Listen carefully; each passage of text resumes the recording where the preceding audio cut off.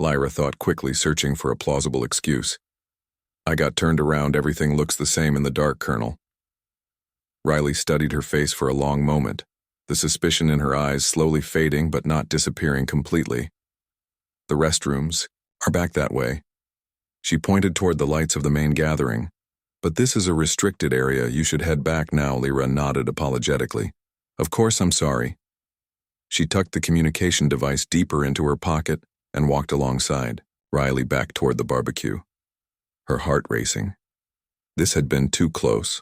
The remainder of the evening, Lyra was careful to stay within sight of others making casual conversation. While her mind raced, she needed to report what she'd found.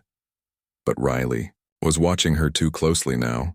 When Lyra finally returned to her apartment that night, she activated her secure transmission system, sending all the data she'd collected, including the energy readings and information about Dr. Foster's quantum shield project. The High Council would be very interested in this development.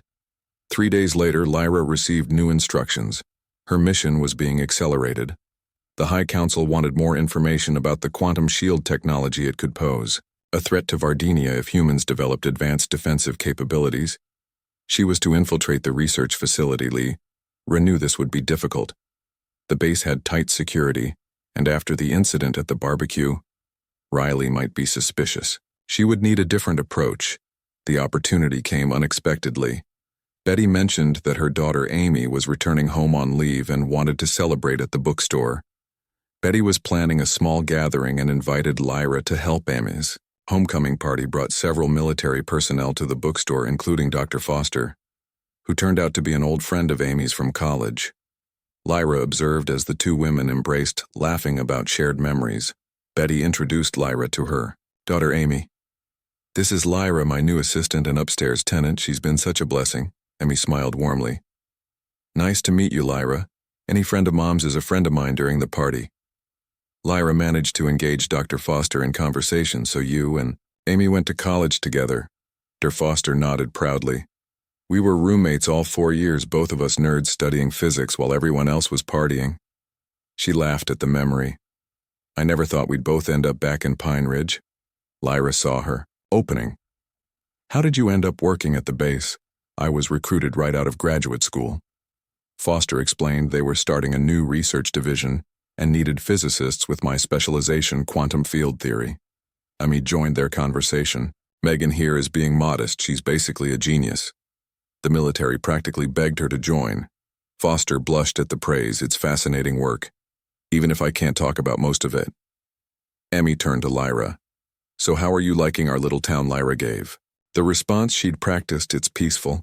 I needed a change from city life. As the conversation continued, Lyra learned that Foster was working late hours at the lab, struggling with some technical problem.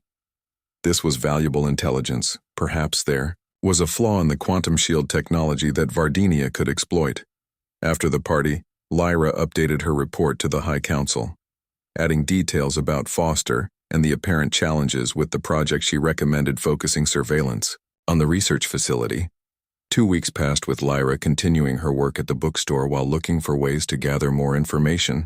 She had begun building a small device in her apartment that could intercept communications from the base. When she heard a knock at her door, Lyra quickly hid the device and opened the door to find Colonel Riley standing there. Colonel Riley. What brings you here? Lyra asked. Trying to sound casual, Riley smiled, a genuine warmth in her expression that surprised. Lyra, off duty? It's just Morgan. She said I was picking up a book for my niece, and Betty mentioned you might be able to recommend something. Lyra invited her in, relieved that this appeared to be a social visit, not an investigation. She showed Morgan several children's books discussing their merits as they talked. Morgan revealed more about herself than Lyra had expected. The Colonel spoke of her family, her career ambitions, and even her frustrations with certain aspects of military bureaucracy. Lyra found herself genuinely interested in these details beyond their value to her mission. Before leaving, Morgan paused at the door. I was wondering if you'd like to have dinner sometime, not at the diner. Something nicer. Lyra hadn't anticipated this development, but immediately recognized its potential value. Closer contact with the Colonel could provide access to classified information. Yes, I'd like that. They arranged to meet the following evening at a restaurant in the neighboring town. Lyra reported this development to her superiors, who were pleased with her progress. The dinner with Morgan was different from what Lyra expected. Instead of talking about the base or her work, Morgan asked questions about Lyra, her interests, her past. Lyra carefully navigated these inquiries, staying close to her cover story while trying to appear open. The restaurant was dimly lit with small candles on each table, creating what Lyra recognized as a romantic atmosphere. This was unexpected but not unwelcome. It presented new possibilities for her mission. Morgan looked at her across the table. "There's something interesting about you, Lyra. Something differently." Lyra felt a moment of alarm had her cover been compromised. "Different how? Just the way you look at things," Morgan said, "like you're seeing them for the first time. It's refreshing. Most people around here never look beyond what's right in front of them." Lyra relaxed slightly. "I try to appreciate the details." As the evening progressed, Lyra found herself enjoying Morgan's company. The Colonel was intelligent, observant, and surprisingly funny. Lyra caught herself laughing genuinely at Morgan's stories, something she hadn't expected. When Morgan drove her home, Lyra invited her in for coffee, a human custom she'd learned was often used to extend social encounters. Morgan's presence in her apartment made Lyra acutely aware of the hidden communication equipment and the half-built interception device concealed in a hollowed-out book on her shelf. They talked late into the night, and when Morgan finally left with a gentle kiss to Lyra's cheek, Lyra felt confused. The mission parameters didn't account for these feelings. The next morning, Lyra received an urgent message from the High Council. The scout ship had detected a massive energy spike from the research facility. The Quantum Shield project had apparently achieved a breakthrough. Lydia's orders were updated. She was to extract as much information as possible about this development, infiltrate the facility if necessary. Reconsidered her options. Morgan clearly trusted her now, perhaps enough to bring her onto the base again as a guest. But using the growing personal connection felt strangely uncomfortable, a feeling Lyra hadn't anticipated before. She could formulate a plan. Betty came upstairs to her apartment, excitement in her eyes. "Lyra, the most wonderful thing has happened. Dr. Foster from the base has offered you a job." Lyra was stunned. What kind of job? Betty explained that Dr. Foster was impressed with Lyra during their conversation at Amy's party and needed a research assistant with good organizational skills. Someone outside the military who could help manage the civilian aspects of her project. Dr. Foster had asked Betty about Lyra's background, and Betty had recommended her highly. This was an unexpected development, but perfect for the mission. It would give Lyra direct access to the Quantum Shield project without raising suspicion. The next day, Lyra met with Dr. Foster at a secure facility just outside the main base. The scientist explained the position would involve cataloging research data, managing schedules, and coordinating with civilian contractors. Nothing classified, but important support work. Of course, Lyra accepted the position, sending an encrypted message to the High Council that night. Reporting this significant progress, her superiors were pleased, instructing her to learn everything possible about the Quantum Shield. Lyra's first day at the facility was overwhelming. The security protocols were extensive, but her falsified documents passed inspection. She was assigned a desk in the administrative section near Dr. Foster's laboratory, but without direct access to the lab itself. Over the next week, Lyra established herself as a diligent worker, earning Foster and her team's trust. She learned that the Quantum Shield was designed to create a protective field around military installations and eventually individual soldiers, making them virtually invulnerable to energy weapons and explosives if successful.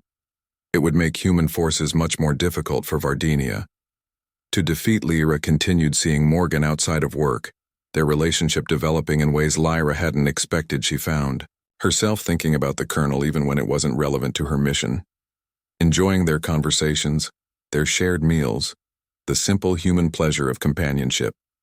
One night, as they walked along the river that ran through Pine Ridge, Morgan took Lyra's hand.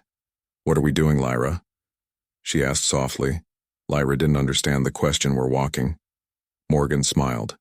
"No, I mean with us. This feels like more than friendship to me, but I'm not sure where you stand." Lyra hadn't prepared for this. Her mission briefing had covered human mating rituals and pair bonding behaviors, but experiencing it firsthand was different. She found herself responding honestly. "I enjoy being with you, Morgan. I want to spend more time with you." Lyra sat at her desk in the research facility reviewing supply requests for Dr. Foster's lab. It had been 3 weeks since she started this position, and she had managed to gather significant information about the Quantum Shield project while maintaining her cover as an administrative assistant. The technology was even more advanced than Vardinia had suspected. The humans had somehow discovered principles of quantum field manipulation that Vardinian scientists had only theorized about. This was concerning news for the High Council as Lyra worked. She noticed Dr. Foster exit her lab looking frustrated. Something was wrong with the project. Lyra had learned to read human facial expressions well enough to recognize stress and disappointment is everything. "All right, Dr. Foster," Lyra asked when the scientist approached her desk. Foster sighed, running a hand through her hair. "Not really, we're hitting a wall with the field stabilization. The energy requirements are enormous and the containment system keeps failing. We're making progress, but slower than the brass." Once Lyra made a sympathetic noise. "Anything I can do to help?" Foster smiled tiredly. "Just keep the administrative wheels turning so I can focus on the science, and maybe order me another coffee." As Foster walked away, Lyra made a mental note of this information. The quantum shield had a weakness, excessive energy requirements, and containment issues. This would be valuable intelligence for Vardinia later. That day, Lyra was organizing files when she discovered something unexpected in a folder marked Project Origins technical specifications that appeared to be based on technology not developed on Earth. The designs incorporated principles that seemed strikingly similar to Vardinian science. Lyra carefully photographed these documents with a tiny camera hidden in her watch. This required investigation. Could humans have somehow acquired Vardinian technology? Was there another agent? A defector, perhaps? That evening, Lyra transmitted her findings to the High Council using her secure communication system. The response came quickly. These designs appear to be based on technology from a crashed Vardinia scout ship in what humans call New Mexico. 50 Earth years ago, the High Council had suspected. The crash site had been discovered despite cleanup efforts. This confirmed their fears. The new orders were clear. Lyra was to find out how much the humans understood about the technology, and if possible, sabotage their efforts. The quantum shield, if fully developed, would make Earth much more difficult to conquer. Lyra felt a strange reluctance as she read these orders. In the months she'd spent among humans, she'd begun to question the invasion plan. Humans were not the simple, aggressive creatures Vardinia had portrayed. They were complex, creative, adaptable, and capable of surprising kindness. Her relationship with Morgan had deepened. They spent most evenings together, sharing meals, conversations, and increasingly intimate physical contact. Lyra found herself looking forward to these times, not for the intelligence she might gather, but for the simple pleasure of Morgan's company. Betty had become a surrogate mother figure, inviting Lyra to family dinners, teaching her to cook human foods, asking about her day with genuine interest. Even Dr. Foster had warmed to her, often sharing lunch breaks, discussing everything from physics to philosophy. These connections made the thought of betraying them increasingly uncomfortable. But Lyra reminded herself of her duty. Vardinia was dying. Her people needed a new home, and Earth was suitable with its compatible atmosphere and abundant resources. The mission came first. Personal feelings were irrelevant. The opportunity for sabotage came unexpectedly. Dr. Foster asked Lyra to deliver some sensitive documents to the main laboratory, a rare opportunity to access the heart of the project. Lyra was given a temporary security badge and escorted through several checkpoints. The laboratory was impressive, even by Vardinian standards. Huge energy generators surrounded a central testing area, where a shimmering field of energy was visible around a test object. The quantum shield in its developmental stage. Dr. Foster was there, supervising a team of scientists. "This is our latest test model," she explained to Lyra. "We're trying a new approach to the containment problem." Lyra nodded, trying not to show too much interest while memorizing every detail of the setup. She noticed a critical component. The field synchronizer was similar to Vardinian technology, but with a fundamental design flaw that the humans hadn't recognized. As she left the laboratory, Lyra formulated a plan. She could introduce a subtle error into the calibration data. She had access to the computers that managed the testing schedule and parameters. A small change would cause the field to collapse catastrophically during the next major test, delaying the project by months. That night, Lyra sat at her computer terminal in her apartment preparing to access the research facility's network remotely. Her fingers hovered over the keyboard as she considered the consequences of her actions. The sabotage would not harm any humans directly, but it would destroy equipment and set back their research. As she was about to proceed, Lyra heard a knock at her door. She quickly closed the programs and went to answer, finding Morgan standing there with a bottle of wine and a tired smile. "Tough day," Morgan said as Lyra invited her in budget meetings all day. "With people who don't understand what we're protecting." Lyra took the wine, opening it as Morgan collapsed onto the small sofa. "I thought you were working late tonight." "I was supposed to," Morgan said, "but I needed to see you instead." She reached for Lyra's hand, pulling her down beside her. "Sometimes I think you're the only thing keeping me sane with all the pressure from Commandly." Lyra felt a pang of guilt knowing she was planning to sabotage the very project Morgan was responsible for protecting. The Colonel trusted her and she was about to betray that trust. They shared the wine and Morgan gradually relaxed, talking about her day, the challenges of military bureaucracy and her hopes for the quantum shield project. "It's not just a weapon, you know," she said thoughtfully. "It's protection, a way to save lives if we can perfect it. We could deploy it to protect civilian areas from terrorist attacks, natural disasters evenly." Lyra hadn't considered this application of the technology on Vardinia defensive. Technology was developed strictly for military use. The idea of using it to protect civilians was novel. Morgan continued, her voice soft. "I grew up in a military family. I joined because I believed in protecting people, not because I wanted to fight wars. This project could change everything." As Morgan spoke, Lyra found her resolve wavering. The humans weren't developing the quantum shield for conquest but for protection. How different was that from Vardinia's own desires to protect their people? When Morgan left late that night after falling asleep on Lyra's shoulder, Lyra returned to her computer but found herself unable to complete the planned sabotage. Something had changed in her perspective. The next morning, Lyra received an urgent communication. From the High Council, the invasion timeline had been accelerated. Vardinia could no longer wait. The first wave of ships would arrive in 3 Earth months. Lyra was to continue gathering intelligence and, if possible, still sabotage the quantum shield. Research Lyra went to work, distracted by this news as she passed through security. She nodded to the guards who now knew her by name, greeted colleagues who smiled in recognition. This place, these people had become familiar in ways she hadn't expected. Dr. Foster noticed her preoccupation. "Everything okay, Lyra?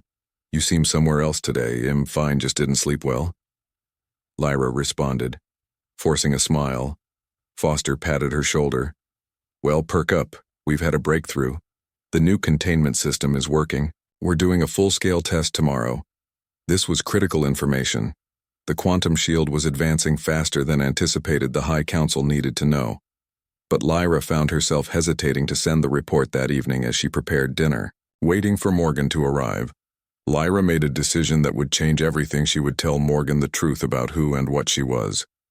Morgan arrived with flowers, a simple gesture that made Lyra's chest tight with emotion. They ate dinner.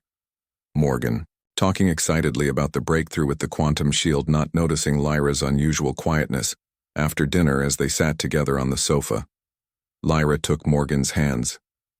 "I need to tell you something important, something you'll find difficult to believe." Morgan looked concerned. "Whatever it is, you can tell me." Lyra took a deep breath. "I am not who you think I am. I am not human.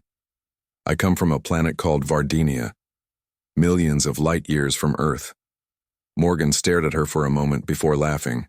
"You had me worried for a second. I thought this was going to be a breakup speech." Lyra maintained her serious expression. "I'm not joking, Morgan. I was sent here to assess Earth for potential colonization. By my people, Vardinia is dying and we need a new home." The smile faded from Morgan's face as she realized Lyra wasn't making a joke. "That's not funny. I can prove it." Lyra said. She closed her eyes and concentrated, releasing the biological controls that maintained her human appearance. Her skin began to shift subtly, taking on a bluish tint. Her eyes changing color, her fingers elongating slightly. Not a complete transformation, but enough to show Morgan the truth. Morgan pulled her hands away, standing up abruptly. "What the hell are you?" "I told you," Lyra said sadly. I'm not human, I'm Vardinian. I was sent to gather intelligence about Earth, specifically about the quantum shield technology. Morgan backed away, her face a mask of shock and betrayal. You've been spying on me all this time, she reached for her phone. I need to report this. Morgan paced the small apartment, her military training at odds with her personal feelings. Everything she knew about security protocols demanded she report this immediately. Yet the woman before her, the woman she had grown to care for deeply, was confessing to being an alien spy. How? Do I know any of this is real? Morgan finally asked. It sounds insanely, Ra nodded. Understanding the skepticism, I know it seems impossible. She reached for a small device hidden in a hollowed book. This is my communication device. It connects to the scout ship in orbit. She activated it, causing it to project a holographic display of Vardinia and its solar system organs. Eyes widened at the technology that was clearly beyond human capabilities. This is real, she whispered. You really are an alien. Lyra confirmed. But I'm also the person you've come to know. My feelings for you, for Betty. For this place, they weren't part of my mission. They weren't supposed to happen. What happens now? Morgan asked, her voice unsteadily. Ra took a deep breath. I want to contact my superiors. Tell them that Earth should be approached as an ally, not a conquest, that our peoples could help each other. But I need your help to convince your government not to respond with immediate hostility. Morgan laughed bitterly. You want me to commit treason too? Not treason, Lyra said softly. I'm asking you to help prevent a war that neither of our worlds wants. The colonel was silent for a long time, staring at the holographic display of a world she'd never known existed until moments ago. Finally, she spoke. If what you're saying is true, if your people are coming in 3 months, we need to tell someone with more authority than me. Who can we trust? Lyra asked. Morgan thought carefully. General Allison Wallace. She supervises the Quantum Shield project. She's reasonable, pragmatic, and she has the president's early. Ra considered this. Would she listen to? Hughes, I don't know, Morgan admitted, but she's our best chance. She sat down heavily on the sofa. This is bigger than just us, Lyra. It affects the entire planet. I know Lyra said that's why I told you the truth instead of completing my mission. I believe our worlds can coexist peacefully, but it will take courage from people on both sides. Morgan looked up at her. With renewed intensity, your people, they can really help with our climate crisis, our energy problems. Vardinia has solved many of the problems Earth is currently facing. Lyra explained: renewable energy, atmospheric cleansing, efficient food production, all technologies we could share. And in exchange you want land homes for your people. Not all of us, Lyra clarified. Vardinia has billions, but only millions would need to relocate. We could settle areas humans find inhospitable, deserts, Arctic regions, even construct underwater or orbital habitations with minimal impact on human society. Morgan was quiet, processing this information. It's not a decision I can make, I know, Lyra said softly. I just need you to help me get to someone who can. The next morning, Morgan called in sick to the base. For the first time in her career, she spent hours asking Lyra questions about Vardinia, its people, technology, culture, history. Lyra answered everything truthfully, holding back only specific military information. After noon, they had developed a plan. Morgan would arrange a private meeting with General Wallace, using the pretext of a security concern about the Quantum Shield project. Once alone with the general, they would reveal the truth about Lyra and the coming Vardinia fleet. It was risky. They both knew it. Morgan could be court-martialed for not reporting Lyra immediately. Lyra could be captured, experimented on, or worse. But they saw no better option, while Morgan made arrangements. Lyra prepared a detailed proposal for peaceful contact, including technological exchanges, defense cooperation, and settlement options. She also sent a carefully worded message to her superiors, indicating she was pursuing a diplomatic approach without revealing her exposure. 2 days later, they drove to the base, Morgan in her dress uniform, Lyra beside her in professional attire with her administrator badge. They passed through security with Morgan vouching for Lyra's presence, the guard noting it in the log. Morgan's office was in the command building not far from General Wallace's headquarters. They waited there for the appointed meeting time, both tense with the weight of what they were about to do. Are you ready? Morgan asked. squeezing Lyra's Hondas. "Ready as I can be," Lyra replied. They walked together to General Wallace's office, the secretaries nodding at Morgan as she announced their arrival. The general was expecting them. General Allison Wallace was an imposing woman in her late 50s with short silver hair and penetrating eyes. She stood as they entered Colonel Riley. She greeted formally, then looked at Lyra. "And you must be Mrs. Bennett, the colonel's guest." "Yes, General," Lyra said, trying to appear calm, though her heart was racing. "Please, sit." Wallace gestured to the chairs in front of her desk. "Colonel, you indicated this was a matter of national security, requiring absolute privacy." Morgan nodded, glancing at the security cameras in the office. Wallace noted the look and pressed a button. On her desk, the red lights on the cameras turned off, recording disabled. She said, "This room is now secure. Speak freely." Colonel Morgan took a deep breath. "General Wallace, what I'm about to tell you will sound impossible, but I ask that you listen completely." Before responding, she glanced at Lyra, who gave a slight nod. "Mrs. Bennett is not who she appears to be. She is not in fact human." Wallace raised an eyebrow. "Is this some kind of joke, Colonel?" "No, General," Morgan continued. "Lyra is from a planet called Vardinia. She was sent here to gather intelligence about Earth, specifically about the Quantum Shield Project in preparation for a possible invasion." The general stared at them, her expression hardening. "Colonel, if this is your idea of humor—" "It's not," Morgan insisted. "Lyra, show her." Lyra repeated the partial transformation she had shown Morgan. Her skin taking on the bluish tint, her eyes changing to their natural violet color. General Wallace stood abruptly, reaching for her sidearm. "What the hell, please, General," Lyra said, keeping her voice steady. "If I meant you harm, I would have acted already. I'm here because I want to prevent conflict between our worlds." Wallace did not draw her weapon but remained standing tense. "Ready, explain now, both of you, over the next hour." Lyra detailed everything: her mission, the coming Vardinia fleet, her changed perspective, and the possibility for peaceful contact and cooperation. Morgan added her own observations and vouched for Lyra's sincerity despite the deception. When they finished, Wallace sat in silence for several minutes, her military mind assessing the threat, the opportunities, the variables. Finally, she spoke. "I should have you both arrested immediately."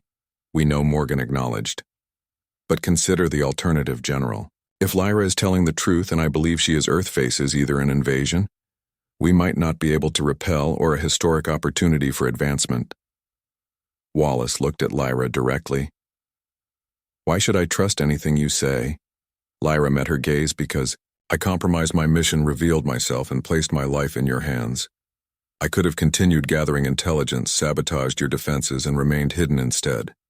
I'm here trying to build a bridge between our worlds." The general considered. "This, what guarantee do we have that your people will agree to peaceful contact?" "None," Lyra admitted honestly. "But I know my people. We are pragmatic above all else. If I can show them that alliance is more beneficial than conquest, they will listen." Another silence fell over the room as Wallace considered their words. "Colonel Riley," she finally said, "if you're wrong about this, your career is over and you may face charges of treason." "I understand," General Morgan said without hesitation. "But if we're right, we may have just saved millions of lives on both planets." Wallace nodded slowly. "I will need to inform certain people, the President, the Joint Chiefs, select members of intelligence, but we will keep this contained for now. No public announcement. No." General Alert. Lyra felt relief wash over her that was more than she had hoped for. The next week passed in a blur of secure meetings, debriefings, and planning sessions. Lyra was officially placed under protective custody, though she was treated more as a visiting dignitary than a prisoner. She provided detailed information about Vardinia, culture, technology, and society, while avoiding specific military intelligence. Morgan remained by her side throughout, serving as both liaison and personal support. Their relationship now complicated by professional duties, national security, and interspecies diplomacy. Yet in quiet moments alone, they found their connection had only deepened. A special task force was formed under General Wallace with experts in diplomacy, science, and military strategy. Lyra worked closely with them, developing protocols for first contact scenarios and technological exchange programs. Dr. Foster was brought into the small circle of those who knew the truth. Her scientific expertise deemed essential. Her reaction upon learning of Lyra's true identity was surprisingly positive. "You mean the quantum shield principles really do work?" Foster exclaimed excitedly after her initial shock passed. "This confirms my theoretical models." The human capacity for adaptation continued to impress Lyra, even as she worried about Vardinia's response to her unorthodox approach. The High Council valued results, but they also demanded obedience, something Lyra had now definitively abandoned. 1 month after the revelation, a secure communication facility was established using a combination of Earth technology and components from Lyra's equipment. It would allow direct contact with the approaching Vardinia fleet when it came within range. The silver ship cut through space like a knife through water. Agent Lyra stood at the viewing port watching as the blue-green planet grew larger. Her mission was clear: observe the humans, learn their strengths and weaknesses, and report back to the High Council of Vardinia. Vardinia was dying, their once beautiful world now choked with pollution and depleted of resources. They needed a new home, and Earth seemed perfect. The only obstacle was its native population, humans Lyra had trained for years for this mission, studying human language, culture, and behavior. The scientists had altered her biology, her blue skin now a soft tan, her 4 eyes reduced to 2, and her 7-foot height shortened to match human females. Even her natural telepathic abilities were suppressed to avoid detection. Commander Val approached her from behind. Lyra sensed her presence before she spoke. "Remember your mission," Agent Val said, her voice stern. "Earth is primitive, but humans are unpredictable. They fight among themselves, yet unite against outside threats. We need to know if they can be controlled or if they must be eliminated." Lyra nodded.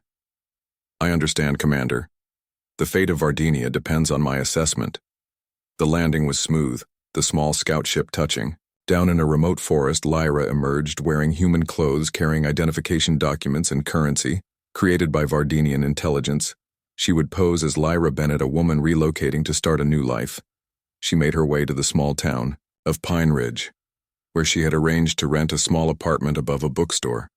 The town was perfect for observation, small enough to build connections, but close enough to human military installations to gather strategic information. The bookstore owner, Betty Walsh, was an older human female with gray hair and kind eyes. She greeted Lyra warmly. "Welcome to Pine Ridge, dear. I'm so glad someone is finally renting that apartment. It's been empty for months." Lyra smiled, remembering her training on human facial expressions. "Thank you for the welcome. I look forward to living here." Betty showed her the apartment, a simple space with basic furnishings. Exactly what Lyra needed for her mission. "Your application said." "You're looking for work?" Betty said. "As they finished the tour, I could use help in the bookstore if you're interested." This was better than Lyra had hoped. Close contact with humans would accelerate her research. "Yes, I would appreciate that very much." Lyra settled into life in Pine Ridge. Quickly, the bookstore provided perfect cover for her observations. Humans came and went, sharing stories and information, unaware that she was memorizing everything for her reports. The transmission device hidden in her apartment sent encrypted data, packets to the Vardinia scout ship orbiting Earth disguised as a small asteroid. Her first week working at the bookstore, Lyra met Olivia Chen, a regular customer who worked at the nearby military research facility. This was exactly the kind of contact Lyra needed to cultivate. Olivia came in looking for scientific journals and technical manuals. Lyra approached her. "Can I help you find something?"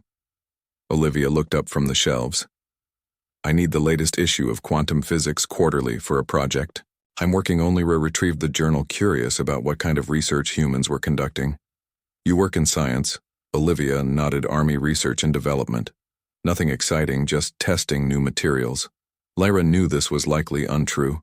Humans often concealed military technology development. This would be noted in her report. Over the next few weeks, Lyra established a routine working at the bookstore, exploring the town and gathering information. She learned that Pine Ridge, despite its small size, was home to many people connected to the military base 20 miles away. She carefully mapped these connections in her reports. Betty became something of a guide to human behavior. The older woman took Lyra under her wing, treating her With unexpected kindness, humans were not supposed to be this way. According to Vardinian intelligence, they were supposed to be selfish and aggressive. One evening, Betty invited Lyra to dinner at her home.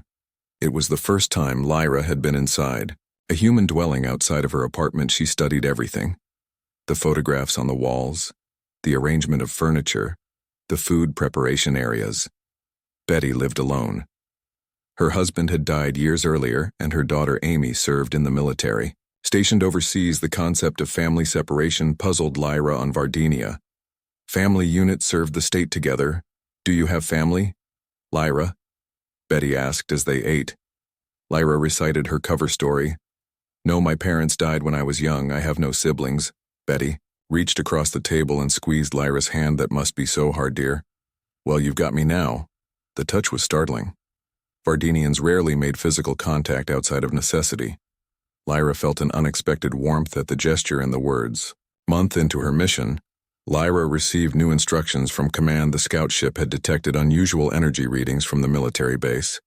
She was to investigate. Lyra began spending time at a small diner near the base where military personnel often ate. She observed their conversations, noting details about schedules, security protocols, and mentions of new weapon systems. One day, a woman in uniform sat at the counter beside Lyra. She had short brown hair and confident posture. Lyra recognized the insignia of a high rank. The woman nodded at Lyra. New in town? Lyra nodded yes, just moved here a month ago. I'm Colonel Morgan Riley, the woman said, extending her hand. Lyra shook it as she had learned humans do. Lyra Bennett, I work at the bookstore. Colonel. Riley smiled. My sister loves that place. Small world, huh? She always says Betty Walsh knows everyone in town. Lyra saw an opportunity to gain valuable information. Yes, Betty has been very kind. She mentioned the base employs many people here. Riley nodded. Biggest employer in the county. We're expanding too. Some new research project has everyone working overtime. This was exactly the information Lyra needed. The energy readings must be related to this research project she would need to get closer to. Riley over. The next several days, Lyra made sure to visit the diner when Riley was there. They began to talk regularly. Riley seemed to enjoy having someone outside the military to talk to, though she was careful never to discuss classified information. Lyra learned Riley had grown up in Pine Ridge, left to join the military, and returned years later to be close to her aging parents. Human attachment to birthplace was another curiosity to document. One evening, Riley invited Lyra to a community barbecue the base was hosting for the town. This could provide access to the facility itself. The day of the barbecue, Lyra prepared carefully. She wore the clothes she'd observed were appropriate for such gatherings and activated the enhanced sensory implant behind her ear that would allow her to record conversations and scan for energy signatures. The base perimeter was heavily guarded, but the recreation area just inside the fence was open for the event. Lyra passed through security with the other townspeople, her identification documents passing inspection. Colonel Riley greeted her with a smile. Glad you could make it, she said, guiding Lyra through crowds of humans, some in uniform, others in civilian clothes. Riley introduced her to several officers and researchers, including Dr. Megan Foster, the lead scientist on what Riley called the Quantum Shield Project. Dr. Foster was friendly, but guarded when Lyra expressed interest in her work. Well, it's all very technical and mostly classified, she said with a practiced smile, but basically we're looking at new ways to protect our troops. Lyra sensed there was much more to it. Her scanner detected unusual energy signatures from a building half a mile from their location, consistent with the readings the scout ship had reported. As the evening progressed, Lyra managed to separate from the group for a moment, walking toward a quieter area where she could transmit data to the ship. She found a spot behind a storage building and activated her communication device. Suddenly, a voice behind her startled Lyra. You're not supposed to be in this area.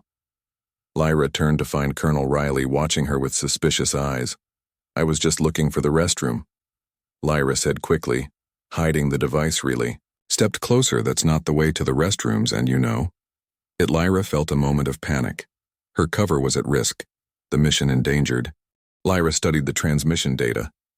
Her heart racing. It was indeed from Vardinia, a priority scout ship dispatched to check on her when her reports became increasingly diplomatic in tone. The High Council had grown suspicious. What does it say, Morgan? Asked. They want me to report in person. Lyra translated, her mouth dry. They don't trust my transmissions anymore. General Wallace leaned forward across the table. What does this mean for our timeline?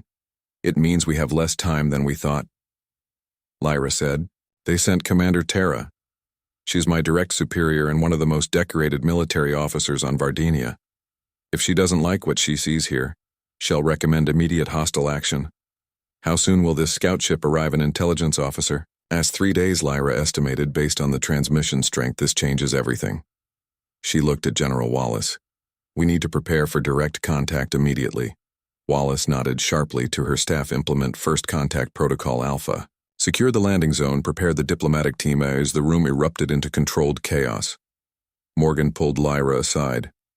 What aren't you telling us? She asked quietly. Lyra hesitated. Tara knows me better than anyone on Vardinia. She trained me personally. If anyone can see through my deception, it's her. You're not deceiving anyone. Morgan said firmly. You're trying to build peacefully. Lyra shook her head. Vardinia doesn't see it that way. What I'm doing would be considered treason. The next 3 days were a blur of preparation. A remote area of desert was secured for the landing. Communication protocols established, security measures implemented. Without alerting the general public, a small team, including General Wallace, Dr. Foster, Morgan, and Lyra, would make the initial contact. The night before the expected arrival, Lyra couldn't sleep. She stood at the window of her quarters, looking up at the stars, knowing that somewhere among them, Commander Tara was approaching with the power to determine the fate of 2 worlds. Morgan joined her, wrapping arms around her from behind. They're just people too. Right, you're Vardinians. They want to survive to protect their families. Same as us. Lyra leaned back into the embrace. They are. But we've been taught for generations that expansion is necessary, that other species are either useful or obstacles. I was an exception in being sent to observe. Most Vardinia missions are direct and forceful. Do you think there's hope? Morgan asked. There's always hope, Lyra turned to face her. Otherwise, I wouldn't be here. The scout ship landed exactly where and when expected. A sleek silver vessel, much smaller than the massive colonization ships that would follow it, settled onto the desert floor with barely a sound. A perfect landing. Lyra stood with the Earth delegation as the ship powered down, her heart pounding in her chest beside her. Morgan squeezed her hand once before releasing it.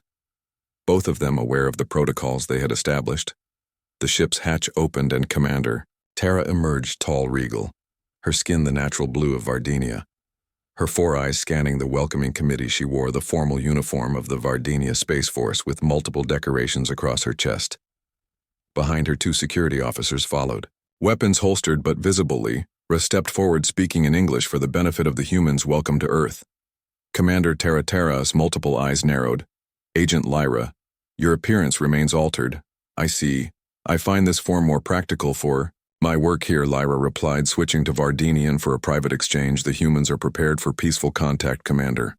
They know who I am and why I came. Tara seemed unsurprised. The High Council suspected as much when your reports began. Emphasizing diplomatic options, she switched back to English, which she had clearly learned in preparation for the mission. I am Commander Tara of Vardinia. I come seeking clarification of Agent Lyra's reports. General Wallace stepped forward. I am General Allison Wallace of the United States Armed Forces. Welcome to Earth, Commander. We have prepared a facility for discussions. Tara nodded curtly. I will speak with Agent Lyra first privately. Then we can proceed with formal contact. This had been anticipated. Lyra looked to Wallace, who nodded her agreement.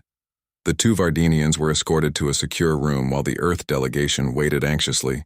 Once alone, Tara dropped all pretense of diplomacy. You have betrayed your mission, your people, your world, she said in their native language. What could possibly justify this? Lyra had prepared for this moment. They deserve better than conquest, Tara. They are not the primitive savages our intelligence suggested. They are creative, adaptive, and they could be valuable allies. Tara scoffed. Allies? Vardinia needs their world, not their friendship. But we could have both, Lyra argued. I've seen what humans can accomplish, even with their limited technology. Imagine what they might achieve with our guidance.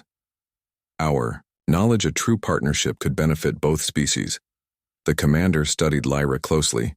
You always were too soft. Too questioning. Is this weakness, Or have you truly found something of value here, Lee? Or met her former mentors? Gaze, I found truth. Tear, I found that our assumptions were wrong, our approach flawed. We don't need to conquer to survive for several long moments.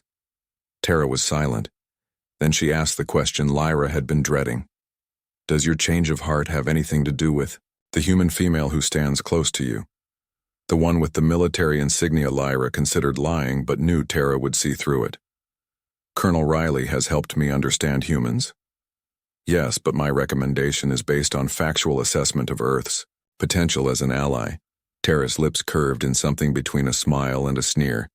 You have formed an attachment. This is unprecedented and disturbing. What is disturbing, Lyra countered, is our willingness to destroy a species rather than cooperate with it. I ask only that you observe for yourself before making your report to the High Council. Tara appeared to consider this very well. I will observe, I will evaluate, and then I will decide the fate of your humans. The formal meetings began that afternoon, with Tara representing Vardinia and General Wallace leading the Earth delegation. Lyra served as translator and cultural interpreter.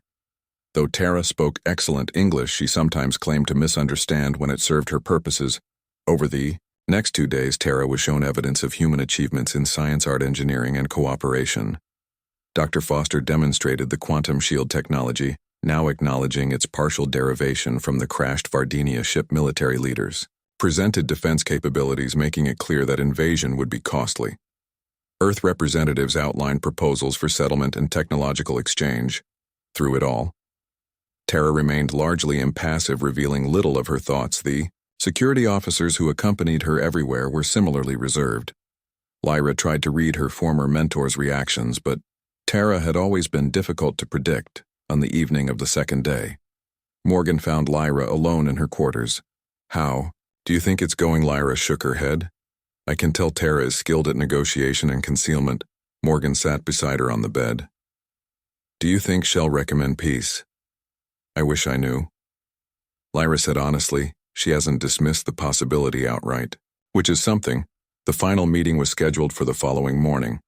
Tara would announce her preliminary assessment and recommendation to the High Council.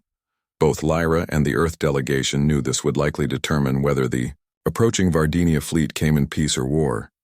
That night, Lyra received a message from Tara, requesting a private meeting at the scout ship. Tara claimed it was to discuss certain cultural nuances before her final decision. Morgan was suspicious. It's a trap, she insisted. She's going to take you and leave. Lyra disagreed. I know Tara, she values protocol. If she wanted to leave, she would simply go. She wants to talk to me alone without either side listening. Against Morgan's objections, Lyra went to the meeting. Security cameras tracked her to the ship, but could not monitor inside as she entered the scout ship. Tara dismissed her security officers, leaving the 2 Vardinians alone. Tara activated a privacy field, ensuring their conversation would not be recorded. The High Council will be most interested in my report. She began. Lyra stood tall, ready to defend her position. I stand by everything I've shown you. Humans are worthy of alliance, not conquest. Tara circled her, slowly studying her. What happened to you, Lyra? You were one of our most promising agents, dedicated, loyal, focused on Vardinia's needs above all else, and now this. She gestured dismissively at Lyra's human form. This attachment to aliens, it is an attachment. Lyra argued, it's understanding these people, this world they deserve to determine their own fate. For a long moment, Tara was silent. Then her tone changed, became less harsh. I need to know if your judgment is compromised by personal feelings, particularly regarding the human colonel. Lyra considered denying it, but honesty seemed the better approach. Yes, I care for her, but my assessment is based on facts. Vardinia would benefit more from alliance than conquest. I suspected as much. Tara said, neither hostile nor accepting, simply noting the fact the High Council will not be pleased. Interspecies relationships are unprecedented. But she paused. They are not my primary concern. What is your primary concern? Lyra asked. The commander moved to the ship's control panel, bringing up a holographic display showing Earth's solar system. The resources, the strategic position in the galaxy. Earth's value to Vardinia is undeniable, she said. But the question remains, would conquest or alliance better serve our long-term interests? Lyra felt a glimmer of hope. You are considering alliance then?